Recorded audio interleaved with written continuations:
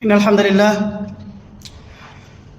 لله الذي جعل بر الأمهات من أفضل الطاعات وعقوقهن من أكبر السيئات، وأشهد أن لا إله إلا الله وحده لا شريك له، وأشهد أن سيدنا ونبينا محمدا عبد الله ورسوله. اللهم صل وسلم وبارك عليه وعلى آله وصحبه ومن تبع هديه من بعده. أما بعد، فأوصيكم عباد الله ونفسي بتقوى الله. قال جل في علاه: إن المتقين في جنات وعيون آخذين ما آتاهم ربهم إنهم كانوا قبل ذلك محسنين. أيها المؤمنون، حديثنا اليوم عن أمهاتنا الغاليات الحانيات، مستجابات الدعوات ومنبع البركات. لهن في شرعنا مقام عظيم وقدر كريم. Believers of Allah, I advise you and myself to have taqwa of Allah. As Allah subhanahu wa ta'ala says, إن المتقين في جنات وعيون آخذين ما آتاهم ربهم إنهم كانوا قبل ذلك محسنين. Believers of Allah, our precious mothers, Ummahatuna al-Ghaliyat. The Prophet sallallahu alaihi wasallam, or during the time of Umar bin Khattab, it has been said, يأتي عليكم أويس بن عامر له والدة هو بها بر لو أقسم على الله لأبره فإن استطعت أن يستغفر لك فافعل. Umar bin Khattab used to ask every delegation that came to him, "Is Uwais bin Amir among you?" He continued doing so until he met him and said, "Are you Amir? Or are you Uwais?" He replied, "Yes." Umar said, "I heard the Messenger of Allah sallallahu alaihi wasallam says, يأتي عليكم Uwais bin Amir. Uwais bin Amir will come to you. He has a mother to whom he is dutiful. If he were to swear by Allah, Allah would fulfill it. So if you are able to ask him to seek forgiveness for you, then do so." And per the translation of the verse about taqwa that we mentioned a while ago, Allah subhanahu wa ta'ala says, "Indeed, the righteous will be among gardens and springs, receiving what their Lord has given them. Indeed, before that, they were doers of good, and it is belong to the doing of good actions." Birrul walidain. So, Umar bin Khattab asked Uwais bin Amir to seek forgiveness for him.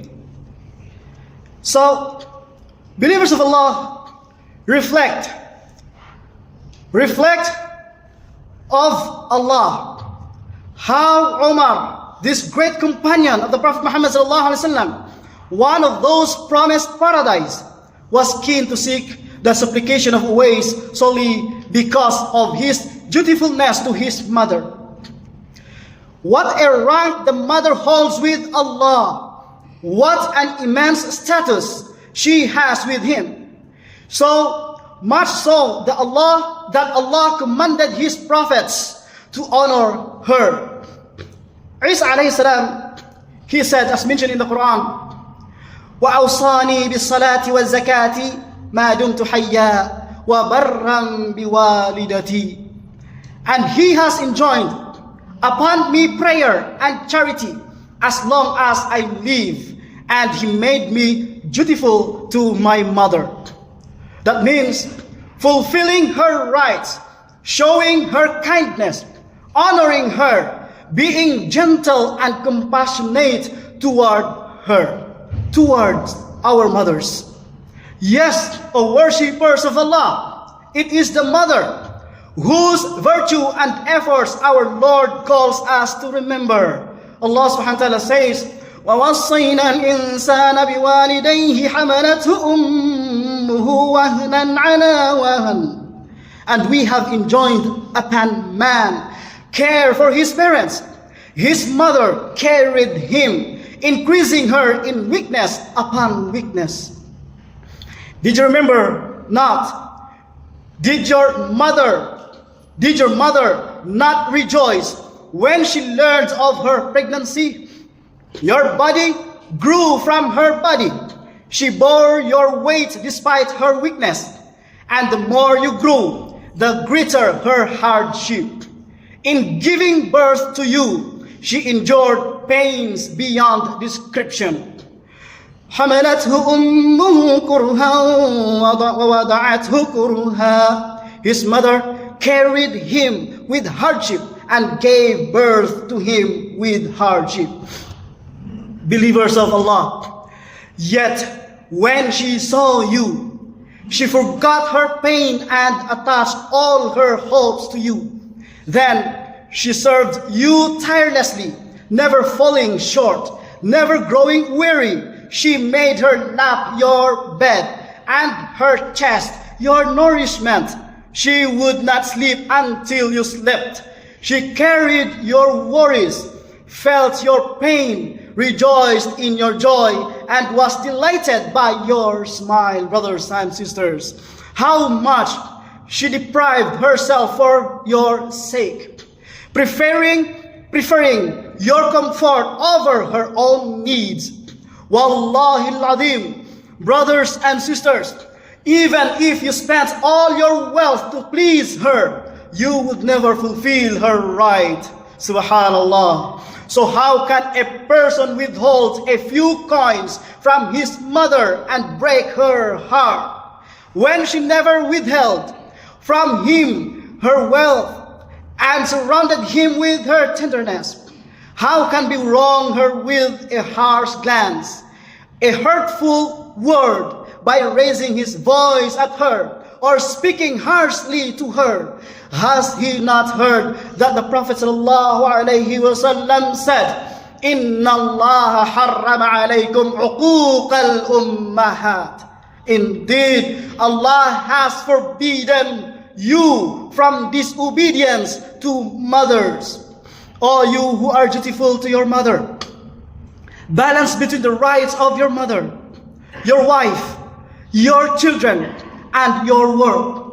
It is not just that you become preoccupied with others at the expense of your mother.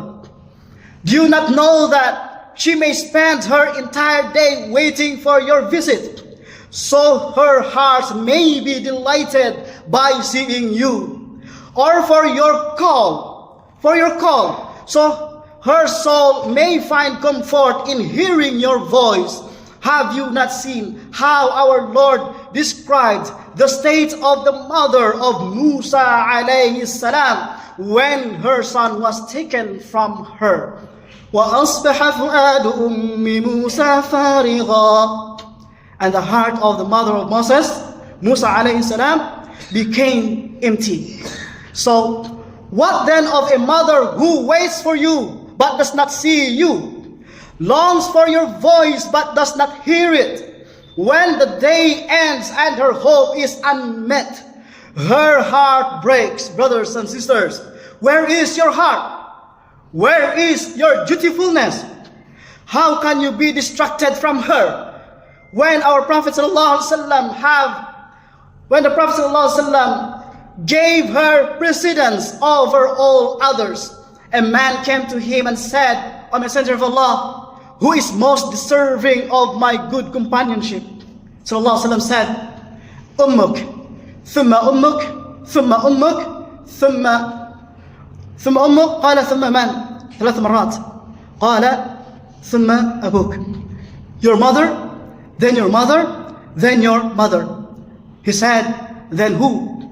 He said, then your father, after saying it 3 times. And it is no surprise, for honoring one's mother in among the greatest acts of obedience and the most complete form of righteousness. Ibn Abbas radiallahu anhuma said, Inni لا أعلم عملا أقرب إلى الله عز وجل من بر الوالدة. I do not know of any deed closer to Allah than honoring one's mother. So brothers and sisters, strive in honoring your mother and act upon the saying of your Lord. All you who believe, obey Allah and obey the Messenger and those in authority among you. يا أيها الذين آمنوا أطيعوا الله وأطيعوا الرسول وأولي الأمر منكم. أقول قولي هذا وأستغفر الله لي ولكم فاستغفروه